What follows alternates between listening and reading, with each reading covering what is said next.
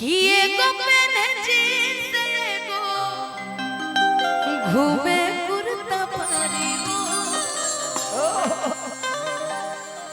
पियावा पवन सिंह हुए देवरा के किए को पहने जींस एगो कि घूमे कुर्ता भारी हो पियावा पवन सिंह हुए देवरा खेसर हो। यो गाना विजय भाई के बहुत नीमन बटे। एगो भाई तू हटा ना अगवा से, जब हम उठ गई निगावे तो चाय ले कोई लाए जा बात करे के। अभिजीत एक बड़ा अच्छा गाना है ना, गो दिल मावे सीना के भीतरिया उहो दिल लागल बतोरे से। हम तो दोनों जने के देखनी है तो ये गाना हमके याद आई कि गुजर ले नजरे से जापते गुजरिया धड़के ल जोरे से कि गुजर ले नजरे से जापते गुजरिया धड़के ल जोरे एक ही गो दिल बाबे सीना के भीतरिया वो दिल लागल बतोरे से। एक ही गो दिल बाबे सीना के भीतरिया वो दिल लागल बतोरे से।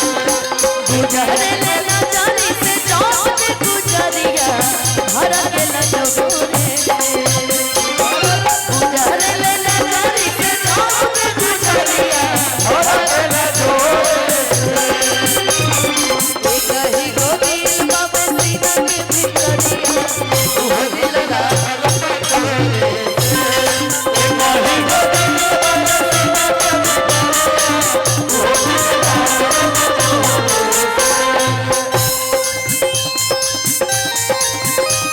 के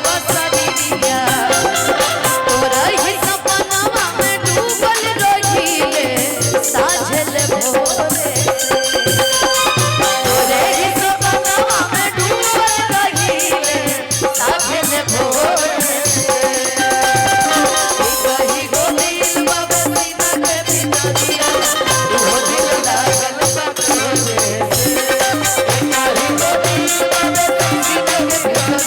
वो दिल लागल बतोरे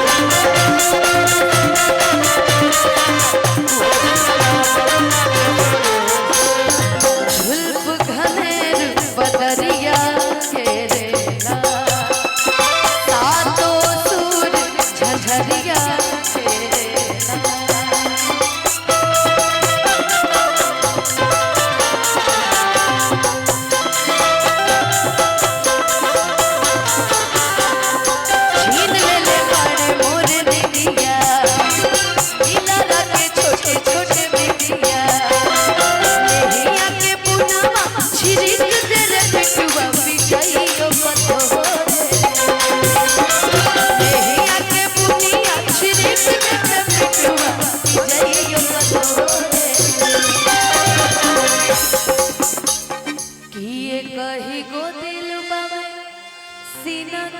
भीतरिया उहो दिल लागल बा। तू गाव गा। अच्छा विवेक मौर्य भाई कहाँ बने?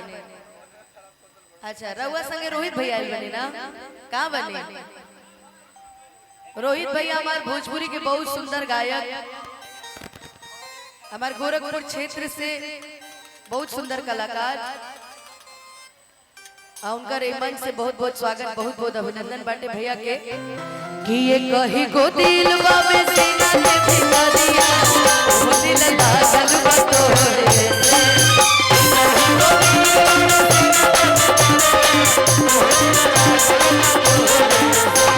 ये कही को दिल बाबे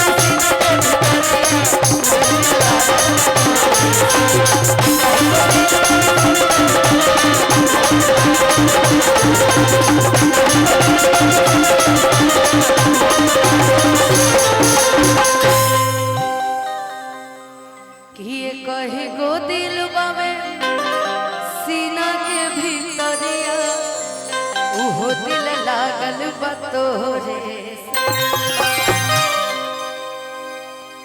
एक बड़ा रघु बाबू, आपका बड़ा इच्छा था कि अनुपमा के साथ तार गीत होखे। बड़ी सुंदर तू आगे बढ़ो। आज के जो आयोजन करता बानी बड़ी रंगीला है। पिछला बार यहाँ के साथ धोखा हो गई। यहाँ के गूगल पर नंबर निकाल के अब प्रोग्राम बुक कोई नहीं, लेकिन यहाँ के इतना मजबूत आदमी बानी कि वो लड़का के भी पकड़ के ओकरा से कुछ खींच लिहनी। एक दिन में निशा जब हमारा यहाँ संबंध हो गई भाई भाई वाला, तो हम कहनी कि निशा तो बढ़ले बड़ी, लेकिन अगर गायकी के बात करिए मंच पर तो अनुपमा से अच्छा केहू नहीं खे। बाकी आज यहाँ के इतना मूड में बानी, खुशी में बानी कि हम इतना खुश बनी यहाँ के देख के कि मत कहो। आओ चलो तुम खड़े रहो। बहुत सुंदर। हेलो सूरज हो असगर भैया।